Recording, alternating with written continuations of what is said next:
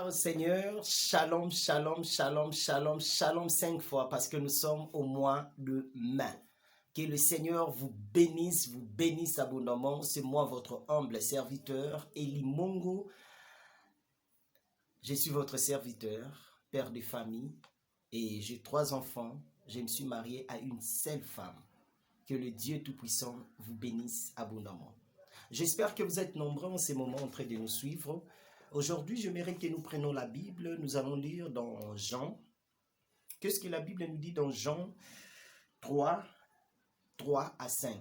La Bible nous dit ceci.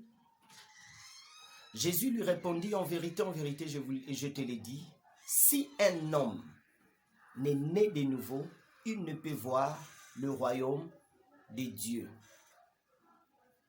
Ce qui est né de la chair est chair, et ce qui est né de l'esprit est esprit. Ne t'étonne pas que je t'ai dit, il faut que vous naissiez de nouveau. C'est vraiment une parole très puissante, une parole très merveilleuse, où notre Seigneur et Sauveur Jésus-Christ nous a recommandé. Ma soeur, mon frère, Dieu te recommande aujourd'hui de naître de nouveau. J'espère que ça va bouleverser la mémoire de beaucoup qui nous suivent en ces moments. Mais je vous l'ai dit en vérité, c'est les principes bibliques. C'est Dieu qui nous a recommandé de naître de nouveau. Tu ne peux voir le royaume des cieux si tu n'es né de nouveau. Ma soeur, mon frère, ici Jésus-Christ parlait au docteur de la loi. Ainsi dit la Bible. La Bible nous dit clairement, il y a un homme d'entre les pharisiens nommé Nicodème, un chef des Juifs, qui vint, lui, auprès de Jésus de nuit et lui dit, Rabbi, nous savons que tu es un docteur venu de Dieu, car personne ne peut faire ces miracles que tu fais si Dieu n'est avec lui. Jésus lui répondit, en vérité, je te l'ai dit, si un homme est né de nouveau, il ne peut voir le royaume des cieux. Ça veut dire, tu ne peux jamais entrer dans le royaume. Tu ne peux jamais faire ce que Jésus avait fait si tu n'es pas né de nouveau.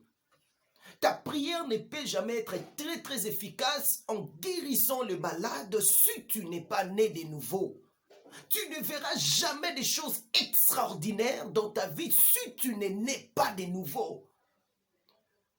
Le monde ne changera jamais si tu n'es né pas de nouveau. Tu ne seras pas la lumière de ce monde si tu n'es né pas de nouveau. La Bible nous dit, nous sommes la lumière du monde et les sels de ce monde. C'est nous qui portons la valeur dans ce monde. Parce que Dieu sait bien que le monde est dans les ténèbres. Le monde est plongé dans l'obscurité extraordinaire. Et c'est nous les hommes de Dieu, c'est nous les serviteurs et les servants de Dieu qui apportent la lumière dans le monde. Nous ne pouvons jamais oublier cela. Ma soeur, mon frère, vous devez savoir que vous apportez la lumière dans ce monde. Tu as de la valeur plus que le monde entier. Tu as de la valeur plus que celui qui dit qu'il est supérieur à toi. Tu as de la valeur plus que tes frères et tes sœurs. Tu as de la valeur plus que tout celui qui ne croit pas à Jésus-Christ, malgré que physiquement, il a beaucoup d'argent. Ici, Jésus-Christ parle à Nicodème. Nicodème, il était le docteur de la loi. Il connaissait bien la Bible. C'est un homme riche. Je peux dire aujourd'hui qu'il était déjà vieux. Il a des cheveux blanches. Il a presque tout en lui. Mais imagine-toi, Jésus-Christ est venu auprès de Nicodème pour lui dire que tu dois naître de nouveau.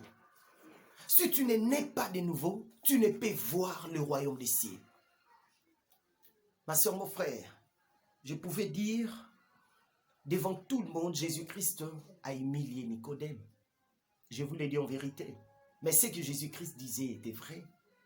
Que le Seigneur vous bénisse, parce que vous êtes très nombreux en train de me suivre en ces moments.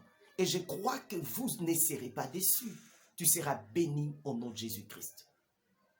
Quelle est la nouvelle naissance? C'est la définition, parce que le thème que nous parlons aujourd'hui, c'est la nouvelle naissance. Qu'est-ce que signifie la nouvelle naissance? Ma soeur, mon frère, la nouvelle naissance, c'est quand une personne prend conscience de son état de pécheur. Il doit s'humilier. Il va maintenant aller pour accepter, il va maintenant venir pour accepter Jésus dans sa vie comme Seigneur et Sauveur dans sa vie. C'est ça ce que l'on appelle la nouvelle naissance. Tu dois reconnaître que tu es pécheur. Beaucoup d'enfants de Dieu ne reconnaissent pas cela.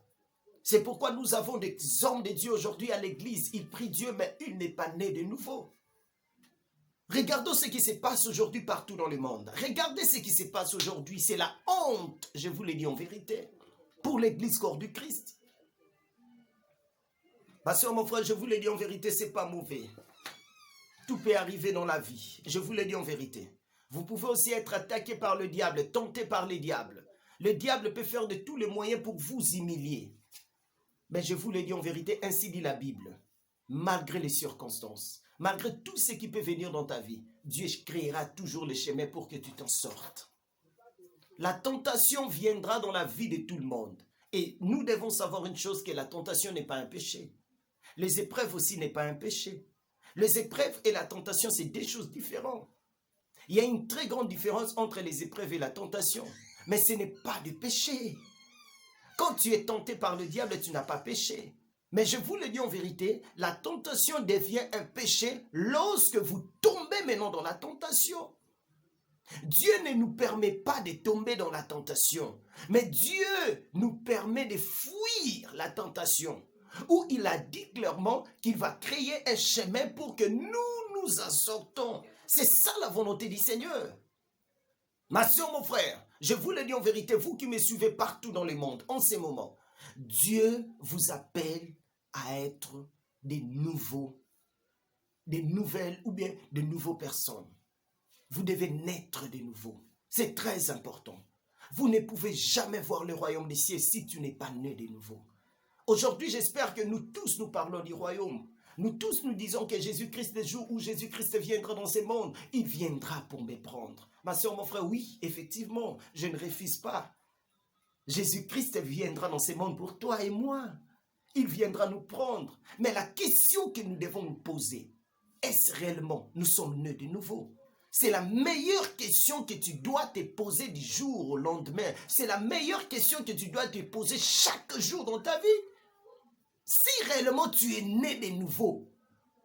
Parce que mon frère, nous avons des hommes de Dieu, je les répète, des docteurs de la parole, des prophètes, des apôtres. Nous avons des prophètes en ce moment. Nous avons des évangélistes qui ne sont pas nés de nouveau.